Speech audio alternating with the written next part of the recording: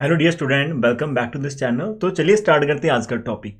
आज का topic start करने से पहले एक चीज नोट करना, यदि आपने प्रीवियस लेक्चर नहीं देखा तो राजी उसकी लिंक आपको ऊपर मिल जाएगी, पहले आप उसको जरूर वॉच कर लेना, आई बटन के अंदर आपको मिल जाएगा। ठीक है, तो आज की डेफिनेशन सबसे पहले हमारे पास क्या है, क्वाड्रेटिक कोण क्या होता है। हमारे पास क्वाड्रिक कोण क्या होता है, ठीक है, यहाँ पर क्वाड्रिक लिखा हुआ है। तो कोई भी कोण आपके पास है जिसकी इक्वेशन आपके पास सेकंड डिग्री के अंदर होगी in x y z is called a quadratic cone होगा। ठीक है, यदि आप जनरल इक्वेशन की बात करते हो, यहाँ पर सेकंड डिग्री की बात करें, एक जनरल इक्वेशन ऑफ क्वाड्रेटिक कोन जिसकी वर्टेक्स यदि आपकी ओरिजिन होती है is the general homogeneous equation of second degree होती है। तो आपके पास ऐसी जो भी इक्वेशन रहेगी जहां पर देखो x की पावर 2 है, y की पावर 2 है, z की पावर 2 है, y एंड z की कंबाइंड पावर 2 है, z एंड x की पावर कंबाइंड, और x एंड y की कंबाइंड पावर सभी की 2 2 आपको यहाँ पर मिल रही है राजे।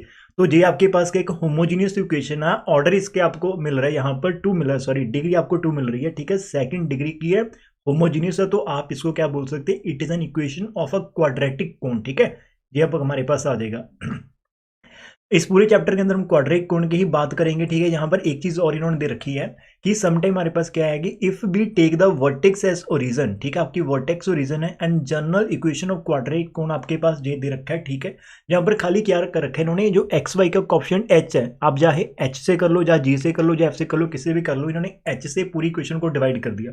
जब ऐसा आप करोगे तो यहां पर आपके पास ए ओवर एच आ गया, इधर आपके पास बी ओवर एच आ जाएगा, c over h, f over h, g over h, और यहां से आपका कांस्टेंट खत्म हो गया। अजय इनको इन्होंने न्यू सब्सटीट्यूशन कर रखी है, ए ओवर एच को ए डैश कर दिया, इसको बी डैश कर दिया, सी डैश कर दिया, इसको एफ डैश कर दिया, इसको जी डैश, और जहां पर 1 कर दिया। अब पहले जब आप इस इक्वेशन के अंदर देख रहे थे तो आपके पास a b c f g and h total 6 constant थे आपके पास, आर्बिट्रेरी कांस्टेंट। लेकिन अब की बार आपके पास ओनली 5 कांस्टेंट आपको देखने को मिलेंगे। ठीक है, ये हमारे पास है। तो इक्वेशन नंबर 1 जो भी आपको दिख रही है राजी, इसके अंदर आपके पास कितने 5 कांस्टेंट्स आपको देखने को मिल रहे हैं। These 5 constants can be obtain from the given 5 conditions जो भी आपको दे रखी होगी।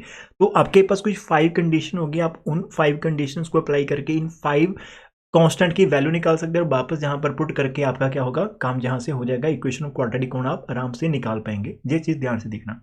इसका जो सबसे इंपॉर्टेंट चीज आती है वो आपके पास आता है राइट सर्कुलर कोण की डेफिनेशन आती है, और ये आपका बहुत ही इंपॉर्टेंट होने वाला है। ठीक है, इसको बहुत ध्यान से देखेंगे। राइट सर्कुलर कोण आपके पास एक ऐसा कोण होता है जिसको ये आपको दे रखा है, इसके अंदर एक राइट सर्कुलर कोण एक सरफेस होता है जो कि जनरेटेड होता है बाय अ स्ट्रेट लाइन होता है, which passing through a fix point होती है and makes a constant angle with the fix line होता है थ्रू द फिक्स पॉइंट। यदि आप यहाँ पर बात करें, हम इसको प्लॉट करने की कोशिश करें, अरे आपको ना जो सर्कुलर होता है राइट साइड, इसका ना जो गाइडिंग कर्व होती है एक सर्कल होती है, लाइक ये वाली है। आपके पास एक स्ट्रेट लाइन है, लाइक वो आपके वो ऐसे आपके पास एक लाइन है, ये आपका फिक्स पॉइंट हो जाएगा, और इस फिक्स पॉइंट से आपके पास एक स्ट्रेट लाइन यदि डायरेक्ट पास कर रही है, अब क्या होगा, यदि आज ये वाली जो आपको लाइन दिख रही है ये वाली, यदि आप इसको ऐसे यहाँ से मिलाते चले जाएंगे, नीचे वाले पोर्शन को भी आप मिलाते चले जाओ लाइक ऐसे के आपके पास, तो जो आपको शेप बनेगी लाइक इन सभी को आप यहाँ पर मिलाते चले जाओ। ठीक है, या फिर ये आप कहो कि जो आपके पास जनरेटर होता है स्ट्रेट लाइन, यदि आप उसको फिक्स पॉइंट लाइक ये आपका फिक्स है, और एक आपके पास ये क्या है, ये आपका फिक्स लाइन है और ये आपका फिक्स पॉइंट है, तो आप एक और लाइन ले रहे हो ये वाली जिसको हम क्या बोलते हैं, जनरेटर। उसको जब आप रोटेट करेंगे इसके अराउंड, तो ये आपके पास एक कोनिकल फेस बनेगा, तो आप उसको क्या बोल सकते हैं, राइट सर्कुलर कोण बोल सकते हैं। ठीक है, यहां पर दो चीजें रहती है आपके पास, यहाँ पे एक एंगल होता है जी जिसको हम अल्फा बोलते हैं, ये हमारा सेमी वर्टिकल एंगल, ये हमारा फिक्स होता है। अब इस एंगल के फिक्स होने के कारण जो आपकी गाइडिंग कर्व होती है राजी, वो एक सर्कल बनती है। ठीक है, गाइडिंग कर्व जो बनती है वो एक सर्कल बनती है। यहाँ पर जो फिक्स पॉइंट होता है हमारे पास, जिससे कि ए पॉइंट, इसको आप वर्टेक्स बोल सकते हैं। आपके पास यहाँ पर जो एंगल अल्फा आप यूज करें that is known as a semi vertical angle होता है, और जो फिक्स लाइन होती है राजी हमारे पास जो सेंटर वाली, उसको आप बोलते हैं एक्सिस ऑफ द कोन बोलते हैं। ठीक है, तीन चीजों का आप ध्यान रखेंगे। अब जहां से एक आर्टिकल आपको आता है, इसका प्रूफ तो इतना ठीक है, नहीं करने की नीड नहीं हमें, लेकिन आप जहां से देख लेना कि जब भी आप ऐसे किसी भी सेक्शन, यहां पर क्या दे रखा है कि prove that the section of right circular cone by any plane perpendicular to its axis is a circle. Like यदि राजे जब आपके पास कोई कोन दिया होता है, लाइक आपको राइट सर्कुलर कोन है, आप उसको जहां ना किसी प्लेन से जब आप उसको कट कर लेते हैं, तो जब आप यहाँ पर कट करोगे तो आपके पास जो भी यहाँ पर आज सरफेस बनेगा, लाइक जे वाला सेक्शन बनेगा, वो क्या बनेगा, वो एक सर्कल बनेगा। कैसे बनेगा, जहां पर सिंपल सा प्रूफ करके नीचे दे रखा, आप आराम से कर सकते हो। कैसे करना है, आपके पास ये डायग्राम तो सेम रहेगी, जहाँ पर आपका ये परपेंडिकुलर का एंगल बन जाएगा 90 डिग्री का एंगल बन गया, जहाँ पर आपका अल्फा है, ठीक है। और यदि आप इस वाली लाइन को, अब ये सर्कल क्यों होगा, ठीक है राजी, कोई भी जो आपके पास गाइडिंग कर्व है, मान लो जी आपका पॉइंट आप क्यू को फिक्स कर रहे हैं, बिकॉज ये पॉइंट हम कहाँ पर ले रहे हैं, मैं फिर से समझाता हूँ। आप मान लो कि एक प्लेन लेकर आ रहे हैं, जब आप प्लेन से इस कोण को कट करेंगे तो मान लो जहाँ पर पॉइंट पी के ऊपर आपका प्लेन टच कर रहा है और इधर आपका इस पॉइंट के ऊपर टच कर रहा है आर पॉइंट के ऊपर, और सेंटर जब आप प्लेन से कट करेंगे तो वो आपकी एक्सिस को भी कट करेगा। मान लेते हैं कि वो एक्सिस को क्यू पॉइंट पर टच कर रहा है, ठीक है जी, आपके पास है। हमने जैसे पी एंड क्यू को मिलाया तो राजे जब आप इन दोनों को मिलाएंगे, आपको पता है ना कि जब भी आपके पास यदि कोई प्लेन यहाँ पर रहते हैं और आप ऊपर से कोई भी एक लाइन परपेंडिकुलर ड्रॉ कर लेते हैं जहां पर ऐसे है ना, तो इस प्लेन के अंदर जितनी भी लाइन रहती है उन सभी लाइन के परपेंडिकुलर ये वाली लाइन भी आपके पास रहेंगी। अभी आप जिस प्लेन से कट कर रहे हैं अपने कोण को राजे, वो प्लेन आपका perpendicular to the axis of cone रहता है। इसी कारण उसके ऊपर यदि आप कोई लाइन ओ पी क्यू लेते हैं तो वो ओ क्यू भी आपकी परपेंडिकुलर टू ए क्यू आ जाएगी, तो ये हमारे पास हो जाएगा। इसको यदि आप इसके अंदर ना यहाँ पर आपने लेट करा कि हमारे पास ये एच डिस्टेंस पर कट करा जी आपका पी क्यू, तो इन्होंने यहाँ पर सब कुछ लाइन आपके पास नीचे लिख रखी है, ठीक है, आप आराम से देख लेना। तो यहाँ पर हमारे पास क्या आएगा, तो जब आप tan ऑफ अल्फा लगाएंगे, अब tan ऑफ अल्फा क्या होता है, परपेंडिकुलर ऊपर बेस होता है जी, तो यहाँ पर आपका बेस क्या बनेगा, बेस आपका ए क्यू बन जाएगा, परपेंडिकुलर जी आपका ओ क्यू बन जाएगा, ठीक है। तो ओ क्यू सॉरी जिसको आप पी क्यू बोलते हैं, पी क्यू आपका क्या बन जाएगा, परपेंडिकुलर बन जाएगा। तो परपेंडिकुलर की वैल्यू तो हमें पता नहीं, लेकिन नीचे जो आपका ए क्यू आ रहा है वो हमारे पास एच आ जाएगा, तो यहाँ से क्यू पी की वैल्यू आपको एच इंटू टेन अल्फा मिलेगी।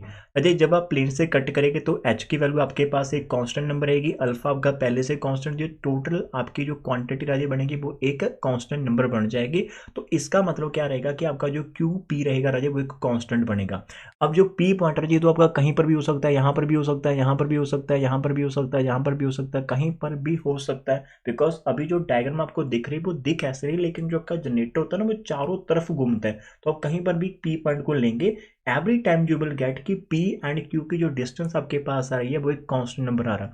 अब गाइडिंग कर्व आपके पास एक कर्व दे रखी है प्लेन के ऊपर, ठीक है, और आप उसके अंदर सेंटर पर एक पॉइंट क्यू ले रहे हैं और एक पॉइंट आप बाउंड्री पर ले रहे हो पी, यदि उन दोनों की डिस्टेंस सेम आ रही तो इसका मतलब वो आपकी डिस्टेंस फिक्स आ जाएगी। और ऐसा किस केस में होता है राजी, ऐसा सर्कल के केस में होता है कि आप सर्कल की बाउंड्री पर कोई भी पॉइंट उठा लीजिएगा और सर्कल का जो सेंटर रहता है वहां से उसकी डिस्टेंस सेम रहती है, तो इसका मतलब क्या रहेगा कि जब भी आप किसी प्लेन से किसी कोण को कट करेंगे तो आपके पास जो सरफेस बनेगा वहां पर, यहाँ पर एवरी कोण को नहीं करेंगे, सिर्फ और सिर्फ राइट सर्कुलर कोण को जब आप करोगे तो राजी आपके पास जो भी फेस वहां पर बनेगा राजी वो कौन सा बनेगा आपके पास।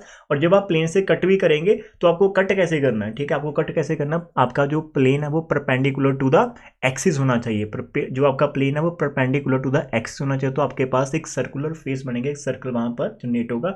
ये हमारे पास सिंपल सा आर्टिकल है। लेकिन ये तो हमें एक डेफिनेशन यहाँ पर मिल जाती, लेकिन उसके बाद जितने भी आर्टिकल आएंगे वो बहुत ही इंपॉर्टेंट, इनको आपने बहुत ध्यान से करना। अब जब ये आर्टिकल आप करोगे, यहाँ पर एक आर्टिकल है खाली, मैं आपको यहाँ पर 3 आर्टिकल सेम टू सेम करवाने वाला हूँ, वन बाय वन हम करेंगे। लेकिन इन आर्टिकल करने से पहले मैं एक चीज यहाँ पर आपको दिखाना चाहूंगा राजीव, बचपन के अंदर आपको दिन याद होगे जब आप +2 के अंदर थे, आपके पास मान लो कि 2 लाइन है। सबसे पहले तो मैं एक चीज आपको दिखाना चाहूंगा कि मान लो आपके पास 2 पॉइंट है, यदि आपके पास राजे एक पॉइंट x1 है, y1 और एक पॉइंट आपका z1 है, और एक पॉइंट आपके पास मान लो कि आपका यहाँ पर x2 है, y2 है और z2, तो आपके पास ये क्या होती थी, एक लाइन बनती है। अब इक्वेशन ऑफ लाइन आप कैसे बनाते हो, इक्वेशन ऑफ लाइन बनाने के लिए जो मेन रहता है, अभी आप किसी भी एक पॉइंट से उठा लो, सबसे तो पहले आप इसके डायरेक्शन रेशियो से लिखोगे। अब जब आप इसके डी रेशियो से लिखोगे तो डी रेशियो आप कैसे लिखते हो, खाली आपको x2 के अंदर से x1 माइनस करना होता है, y2 के अंदर से y1 माइनस करना और z2 के अंदर z1 माइनस करना होता है, तो इसके डायरेक्शन रेशियो आपके पास आ जाएगा। वैसे कोई भी इक्वेशन ऑफ लाइन क्या होती है कि आप मान लो कि वो पॉइंट हमारी ए से पास कर रही है, तो x माइनस x1 आ जाएगा, y माइनस y1 आ जाएगा और z माइनस z1 आ जाएगा, और नीचे क्या होते हैं इनके डायरेक्शन रेशियो, और डायरेक्शन रेशियो आपको क्या मिल रहा है, x2 माइनस x1 मिल रहा है, y2 माइनस y1 मिल रहा है और z2 माइनस z1 मिल रहा है। एक चीज तो आप ये यहाँ पर नोट रखिएगा, ठीक है, ये आपके पास इक्वेशन ऑफ लाइन होती है। अब मान लो कि आपके पास 2 लाइंस दे रखी है, मान लो 2 लाइन आपके पास है, इनके अंदर एंगल आपका थीटा है, मान लो इसके जो आपके पास डायरेक्शन नंबर है वो a1 है, V1 है एंड C1 है, और मानकर चलते हैं कि इसके जो डायरेक्शन नंबर्स हैं वो हमारे पास A2 है, B2 एंड C2। मैं यहाँ पर बात कर रहा हूँ डी रेशियोज की, ना कि डायरेक्शन कोसाइन की। उस चीज़ को इसके साथ थोड़ा सा आप कंफ्यूज मत करना। जब आपके पास दो लाइंस दे रखी होती है, मान लो जी लाइन आपकी L1 है, जी लाइन L2 है, आपके पास L1 के direction number A1 B1 C1 है, और जो लाइन 2 है उसके डायरेक्शन नंबर आपके पास A2 B2 C2। तो राजे आप यदि इन दोनों के अंदर एंगल निकालना चाहते हो तो एंगल निकालने का फॉर्मूला क्या रहता था आपके पास? आप यदि कॉस ऑफ थीटा निकालते तो इन दोनों की प्रोडक्ट आ जाएगी, A1 इंटू A2 होता था, V1 इंटू B2 होता था, C1 इंटू C2 होता था।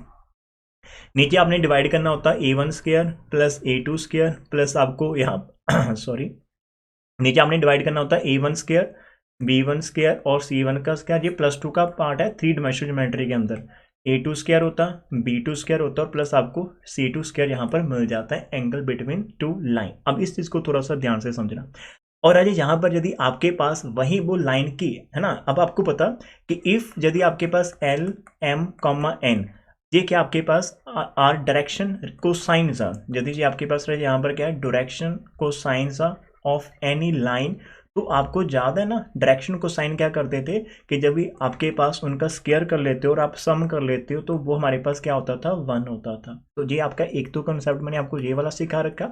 एक दूसरा, सर जी आप क्यों सिखा रहे हो? बिकॉज जो आगे आप जाओगे उसका जो बेस है वो जहीं से निकल कर सामने आएगा, आप देखना बहुत मजा आएगा आपको, ठीक है। फिर पूरी एक्सरसाइज आपको ईजी लगेगी। मान लो आपके पास वही कोई दो लाइंस आपको ऐसे दे रखी है, मान लो इनके अंदर आपका एंगल कितना है थीटा। अब यहाँ पर मैं डायरेक्शन मानकर चलता कि हमारे पास क्या है डायरेक्शन कोसाइन्स है, डायरेक्शन कोसाइन मैं बोल रहा हूँ, ना कि राजी डायरेक्शन नंबर बोल रहा हूँ, ठीक है। यहाँ पर L2 आ जाएगा, M2 आ जाएगा, तो N2 आ जाएगा। डियर जब अब आप यहाँ पर फॉर्मूला लगाओगे, सर जी कौन सा फॉर्मूला है? एंगल वाला। तो राजी कॉस थीटा आपके पास आ जाएगा L1, यहाँ से L2 आ जाएगा, M1 इंटू M2 आ जाएगा, N1 इंटू N2। राजे नीचे जब आप डिवाइड करने जाओगे तो यहाँ पर L1 स्क्वायर आ जाएगा, M1 स्क्वायर आ जाएगा, N1 स्क्वायर आ जाएगा, L2 स्क्वायर आ जाएगा, M2 स्क्वायर आ जाएगा, एंड आपके पास N2 स्क्वायर आ जाएगा। तो डियर बिकॉज मैंने अभी आपको बताया कि है कि यदि आपके पास L M N R direction को साइन तो उनके स्क्वायर का जो सम होता है वो आपके पास कितना होता है? खाली 1 होता है। तो इसका मतलब यहाँ पर डिनोमिनेटर के अंदर ये भी आपका 1 आ जाएगा और ये भी आपका 1 आ जाएगा। तो which implies dear students cos theta आपके पास L1 L2 M1 M2 plus आपको N1 इंटू N2 देखने को मिलेगा। सिंपल सा फंडा। अब सर जी आपने सिखा दिया तो इसका फायदा क्या होगा? अब यहाँ पर आकर देखो, आपको बुक पर देखने की जरूरत नहीं पड़ेगी खाली, है ना। अब यहाँ पर पहला आर्टिकल आपके पास क्या है? स्टैंडर्ड फॉर्म की बात कर रहे हैं कि आपको शो करना है राजे, आपको शो करना है कि हमारे पास जो equation of right circular cone होती है whose vertex is the origin है, उसकी वर्टेक्स ओरिजिन है, एक्सिस उसका क्या है? जेड एक्सिस है, एंड सेमी वर्टिकल एंगल कितना? उसका अल्फा है, ठीक है। तो हमें ये शो करना कि उसकी इक्वेशन इतनी होनी चाहिए। किसकी राजे? राइट आपका सर्कुलर कोण। अब कोई भी यदि कोण की इक्वेशन यदि वो आप किसी भी इक्वेशन को लिखते हो और यदि वो राजे आपके पास सेकंड डिग्री की या होमोजेनियस, तो वो डेफिनेटली किसको रिप्रेजेंट करेगी? आपके कोण को ही रिप्रेजेंट करेंगे। यहाँ पर मैं आपको कुछ नहीं दिखाऊंगा, सिंपल आप मेरे साथ चलेगा। रफ काम हम यहाँ पर स्टार्ट कर लेते हैं, वहां पर करना। जो जो इन्फॉर्मेशन आपको दे रखी है वो सारी यहाँ पर लिखते हैं। सबसे पहले हम छोटा सा फ्रेम बना लेते हैं। यहाँ पर फ्रेम, यहाँ मान लो जी आपका एक्स एक्सिस है, ये आपका वाई एक्सिस है, मानकर चलते हैं हमारा जेड एक्सिस है। अब जो कोण की है ना, लाइक ये आपकी ना बिल्कुल स्ट्रेट लाइन बनानी है आपने यहाँ पर, वो तो आप अंडरस्टैंड करे होंगे, ठीक है, बिकॉज हम यहाँ पर रफ काम करें। अब आपका जो ना कोण है उसकी जो एक्सिस है वो आपकी अलोंग क्या है? Z axis. तो आपका कोण कुछ ऐसा और जो उसकी वर्टेक्स है वो आपकी कहाँ पर? ओरिजिन पर है, तो ये आपको यहाँ पर ओरिजिन पर मिल जाएगी। और यहाँ पर आपका सेमी वर्टिकल एंगल कितना है? आपको अल्फा राजे दे रखा, सिंपल सी बात है। अब आपको क्या करना है सर जी? अब कैसे आपकी इन्फॉर्मेशन हम यूज करेंगे? थोड़ा सा ध्यान से देखना। अब यहाँ पर कोई भी एक पॉइंट आप उठा लो P, लाइक आपने एक्स वाई एंड जेड यहाँ पर पॉइंट उठा लिया राजे। अब आप क्या करोगे? ये पॉइंट आपका O और ये पॉइंट राजे आपके पास P है, ठीक है। आपको क्या करना है? जब सिंपल कंसेप्ट सर जी कौन सा आप लगाने जा रहे हो राजे? देखो जो भी मैंने आपको पीछे सिखा रखा है ना, खाली वही कंसेप्ट आपका यहाँ पर आएगा, कोई भी न्यू चीज़ नहीं आएगी। जो आपने यहाँ पर अप्लाई कर रखा वही आपने यहाँ पर अप्लाई करना, सिंपल सी बात करिएगी, ठीक है। तो आप लेट करो कि हमारे पास क्या किया। अब यहाँ पर सिंपल डायरेक्शन नंबर की बात करेंगे। जो आपके पास डायरेक्शन नंबर्स आ जाएंगे जिनको हम डायरेक्शन नंबर्स बोलते हैं, किसके राजी? आप OP निकालो। तो OP के आप कैसे निकालते हो? O से लेकर P तक जाएंगे तो आपका x-0 आ जाएगा, y-0 एंड z-0 आ जाएगा। दैट इज आपके पास एक्स वाई कॉमा जेड आपके पास क्या आ जाएंगे, डायरेक्शन नंबर ऑफ ओपी आ जाएंगे राजे। और दूसरी तरफ यदि आप ओ जेड की बात करते हैं राजे, ये हम सभी को पता है, यदि हम जेड एक्स की बात करते हैं उसके जो डायरेक्शन नंबर्स होते हैं वो क्या होते हैं, 0 0 1 होते हैं, ठीक है। हमारे पास यदि आप डायरेक्शन रेशियो की बात करते हो, डायरेक्शन रेशियो या डायरेक्शन नंबर किसके राजे, ऑफ जेड एक्सिस, तो वो आपके पास क्या होते हैं, 0 0 एंड 1 होते हैं। अब आपको राजे ओपी का भी डायरेक्शन रेशियो पता है, ओ जेड का भी डायरेक्शन रेशियो पता है, खाली आप इन दोनों के अंदर एंगल का फॉर्मूला लगा दो, तो देयरफॉर आपका जो कॉज ऑफ अल्फा होगा वो आपके पास क्या आ जाएगा। अभी मैंने आपको सिखाया था ना कि अभी आपका क्या है, जब आप A1 A2 एंड बी, मैंने सॉरी दिखाया था आपको ये वाला कंसेप्ट, कहाँ से राजे, थोड़ा सा पेशेंस रखें, ये वाला जब आपके पास डायरेक्शन नंबर्स होते तो this will be your formula जो आपने यहाँ पर अप्लाई कर देना है, पक्का ना। अब कोई न्यू जहाँ पर नहीं आएगा, ठीक है, सिंपल वही हम अप्लाई करने वाले। मान लो जी आपका क्या है, A1 B1 C1 है, जी आपका A2 B2 C2 है, तो आपके पास यहाँ पर x इंटू 0 आ जाएगा, ठीक है। और यहाँ पर मतलब A1 को A2 से, B1 को आप B2 से मल्टीप्लाई करोगे, प्लस C1 को आप C2 से मल्टीप्लाई करेंगे, तो ना जी नीचे आपके पास क्या आ जाएगा, यहाँ पर A1 का स्क्वायर करोगे, x का स्क्वायर, y का स्क्वायर और z स्क्वायर, इधर आप करोगे 1 का स्क्वायर प्लस 0 का स्क्वायर प्लस 0 का स्क्वायर आपके पास आएगा। तो माय डियर स्टूडेंट, आपको यहाँ पर कॉस अल्फा देखने को मिलेगा, ऊपर आपको खाली z मिलेगा, नीचे आपको अंडररूट के अंदर x square, y square and z square मिल जाएगा, यहाँ पर इसका तो 1 निकल जाएगा, ठीक है। और माय डियर स्टूडेंट, आप इसको यदि दूसरी तरफ लेकर जाते हो तो आपके पास कॉस ऑफ अल्फा आ जाएगा, under root X square Y square plus Z square रहेगा इज इक्वल टू जेड है। आप अंडरूट को खत्म करना चाहते हैं बिकॉज हमें कोण की इक्वेशन चाहिए, तो कोण की इक्वेशन होमोजीनियस होती है, तो आप इसको होमोजीनियस बनाने की कोशिश करते हैं। तो यहाँ पर आपको क्या करना है, स्क्वायरिंग करनी है ऑन बोथ साइड, ठीक है, स्क्वायरिंग ऑन बोथ साइड करनी। तो यहाँ पर डियर आपका कॉस स्क्वायर अल्फा आ जाएगा, इधर आपका एक्स स्क्वायर है, वाई स्क्वायर है और जेड स्क्वायर है, तो इसका आप स्क्वायर कर देना, दूसरी तरफ फिर से जेड का स्क्वायर हो जाएगा, यहाँ से आपका कटिंग हो जाएगी। तो डियर आपको कॉस स्क्वायर अल्फा यहाँ पर देखने को मिलेगा, साथ में X square plus Y square आपको लगा है। और मैं पता क्या कर रहा हूँ, यहाँ पर जानबूझकर कॉस स्क्वायर अल्फा स्क्वायर को मैं एक बार तो साइन स्क्वायर कॉस स्क्वायर के साथ लगा दिया है ना, एक बार मैंने इसको लगा दिया जेड स्क्वायर के साथ, तो यहाँ पर मेरे पास अल्फा है, साथ में जेड स्क्वायर लगा दिया, दूसरी तरफ जेड स्क्वायर हमारे पास है। तो मैं जेड वाले को एक तरफ कर लेता हूँ राजी, तो हमारे पास कॉस स्क्वायर अल्फा यहाँ पर आ जाएगा, यहाँ पर एक्स स्क्वायर आ जाएगा, वाई स्क्वायर, दूसरी तरफ हमारे पास z square minus z square into cos square alpha आपके पास आ जाएगा, ठीक है। और डियर स्टूडेंट, यहाँ से आपका कॉस स्क्वायर अल्फा आ जाएगा, X square plus Y square, Z square को कॉमन निकालोगे तो 1 माइनस कॉस स्क्वायर आपको अल्फा देखने को मिलेगा, और यहाँ से आपको कॉस स्क्वायर अल्फा देखने को मिलेगा, एक्स स्क्वायर वाई स्क्वायर, और यहाँ से 1 माइनस कॉस स्क्वायर अल्फा आपका साइन स्क्वायर अल्फा होता है, ठीक है, ये हो गया। तो रहे सिंपल इस कॉस को आप दूसरी तरफ ले आकर डिवाइड कर देना, तो आपके पास x square Y square is equal to Z square, ऊपर आपका साइन स्क्वायर अल्फा है, नीचे आपके पास कॉस स्क्वायर अल्फा आ जाएगा, और विच इज इक्वल टू आपको x square Y square is equal to Z square into tan square alpha आपको देखने को मिलेगा। अब ये इक्वेशन आप इसको बोलोगे क्योंकि ये कोण की है, यहाँ पर देखो x की पावर 2 है, y की पावर 2 है, z की पावर 2 है, तो it is a homogeneous equation in 3 variable आपके पास आ रही है, तो therefore it is the required आपके पास इक्वेशन ऑफ कोण होगी। अब एक बार इसको आप देख लो कि इसका आंसर अभी हमने कितना करा, X square plus Y square plus is equal to Z square करा, तो आप यहाँ पर आंसर देखो, आंसर कितना आ रहा है, इतना। अब कोई बच्चा बोलेगा सर जी आपने करा इतना लेंथ, यहाँ पर तो बहुत छोटा सा था, है ना, अरे देखो यहाँ पर लेकिन tan का फॉर्मूला तो आपको याद करना पड़ेगा ना, ये फॉर्मूला भूल जाओगे, इसका फॉर्मूला थोड़ा सा डिफिकल्ट होता है। लेकिन मैंने आपको क्या दिखाया, मैंने 3 डायमेंशनल ज्योमेट्री के अंदर जो आप +2 के अंदर काम करते थे, खाली वही काम यहाँ पर करवा रखा है, ठीक है, उसके अकॉर्डिंग हमने यहाँ से स्टार्ट कर रखा, ठीक है, यहाँ से स्टार्ट करा था, और उसके बाद सिंपल फॉर्मूला लगाया मैंने, खाली हर एक स्टेप को यहाँ पर क्या करा आपके लिए एलैबोरेट कर रखा है कि हर एक स्टेप आपको समझ में लगे। तो ये आपकी पहली एग्जांपल थी।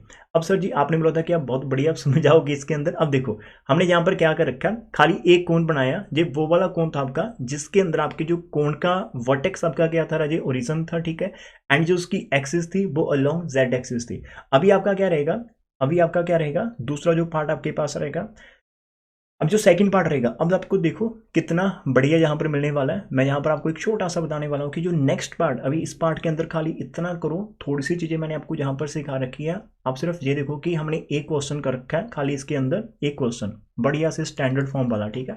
अब जो दूसरा पार्ट आपको देखने को मिलेगा ना, ये उसके अंदर आपकी क्यूरियोसिटी थोड़ी सी होनी चाहिए। वहां पर हम क्या करेंगे, हम वर्टेक्स को ओरिजिन रखेंगे एक टाइम के लिए, और नंबर 2 हम एक्सिस को चेंज करेंगे एक्स एक्सिस के अंदर, फिर देखेंगे क्या आएगा, और एक्सिस को हम चेंज करेंगे वाई एक्सिस के अंदर, फिर हमारे पास क्या आएगा। ये तो आपके पास 2 क्वेश्चन बनेंगे।